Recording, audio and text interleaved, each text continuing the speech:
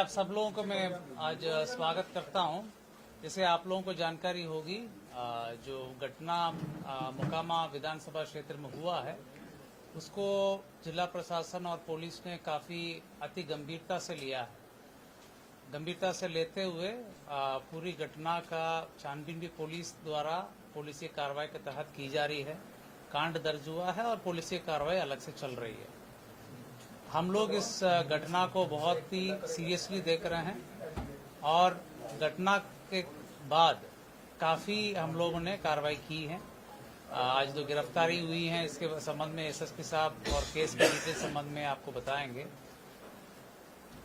आचार संहिता बहुत ही एक मजबूत स्तंभ है पूरा इलेक्शन प्रोसेस में, और इलेक्शन कमीशन का स्पष्ट निर्देश है कि बाई लॉ इलेक्शन होगा तो उसी का अनुपालन 100% करने में हम लोग लगे हुए हैं और कराएंगे भी। कोई भी असामाजिक तत्व किसी भी प्रकार की प्रयास करेगा कानून तोड़ने का, आचार संहिता तोड़ने का या किसी भी प्रकार की इन्फ्लुएंस करने का कोशिश करेगा तो उनके विरुद्ध कठोरतम कार्रवाई की जाएगी। हम लोग 100% आर्म्स डिपोजिशन करने के लिए आदेश दिए हैं और लगातार जल्द से जल्द जितने भी लीगल आर्म्स हैं वो भी डिपॉजिट हो जाएंगे।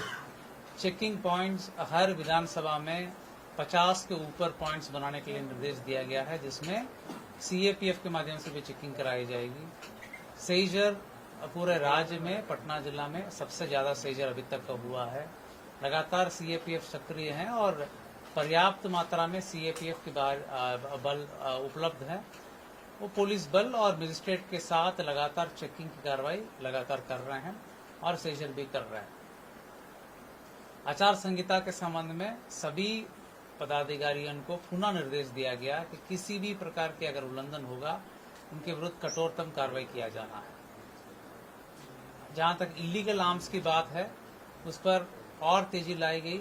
जहां जहां आवश्यकता हो सीएपीएफ को भी यूज करके उसमें छापामारी की जा रही है, और जहां पर भी ऐसे सूचना मिलेगी वहां पर हम लोग छापामारी करके कांड भी दर्ज करेंगे, उक्त असामाजिक तत्वों को जेल भेजने का काम भी करेंगे। कहने का मतलब इलेक्शन कमीशन द्वारा दिए गए निर्देश पूरे लॉ और कानून को फॉलो करके इलेक्शन की प्रोसेस संपन्न होगा, वो बिल्कुल होगा, उसको पालन कराया जाएगा। उसमें कोई भी बाधा उत्पन्न करेंगे उनके विरुद्ध कठोरतम कार्रवाई की जाएगी। मैं फर्दर जो केस संबंधित डिटेल से एसएसपी साहब आपको ब्रीफ करूंगा।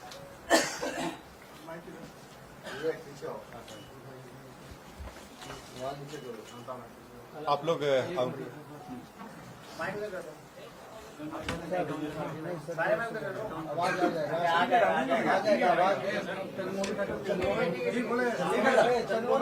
बोलिए सर, बोलिए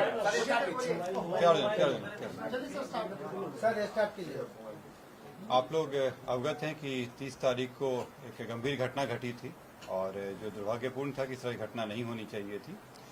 इस घटना में जो तारतर गांव है उसके समीप में दो पक्षों जो वहाँ प्रत्याशी थे वो उन दोनों के काफिला आ रहा था और उन दोनों के बीच पक्षों में झड़प हुई और झड़प में पथराव हुआ, लोग घायल हुए और उसके बाद एक शव बरामद हुआ। उसमें जो दुलार चंद यादव हैं जो 75 वर्ष के रहने वाले हैं, उसी गांव के पास के रहने वाले हैं, उनका पूर्व में भी आपराधिक इतिहास रहा है, उनका शव बरामद किया गया। उसके बाद वहाँ पे दोनों पक्षों के द्वारा कांड दर्ज कराया गया। कांड दर्ज होने के बाद अनुसंधान प्रारंभ किया गया। पुलिस घटना की सूचना मिलते ही तुरंत पहुंची थी वहां पे और वहां से साक्ष्य भी इकट्ठे किए गए। घटनास्थल से कई जगह के फुटेज भी प्राप्त हुए जिससे क्या घटना हुई है उसके बारे में कई जानकारियां मिली। लोगों के गवाह भी सामने आए और उनकी गवाही भी ली गई। साथ ही कल मृतक का पोस्टमार्टम कराया गया, उससे भी हम लोग को अहम सुराग मिले। जो अभी तक के अनुसंधान में आया उसमें उससे प्रतीत हुआ कि ये जो घटना हुई है ये आदर्श संहिता का उल्लंघन भी हुआ है। इसमें ये एक गंभीर मामला भी था। हम लोग इलेक्शन कमीशन के द्वारा निर्देशित भी किया गया था कि शांतिपूर्ण ढंग से इलेक्शन होना चाहिए और इसमें जब अनुसंधान किया गया तो पाया गया कि जो प्रत्याशी हैं वो वहाँ पे मौजूद थे, उनके सामने में घटनाएं हुई हैं और जो कांड के मुख्य अभियुक्त भी हैं अनंत सिंह, उनकी आज गिरफ्तारी बेड़ना गांव से किया गया है। इसमें हम लोग को जो जानकारी प्राप्त हुई थी, इनके 2 सहयोगी भी इनके साथ में थे जो उस घटना स्थल पर भी थे और उनकी भी गिरफ्तारी की गई है। ये 2 व्यक्ति हैं मणिकांत ठाकुर जो नदवा गांव के रहने वाले हैं और दूसरा रंजीत राम जो लदमा गांव के रहने वाले हैं। इस पूरे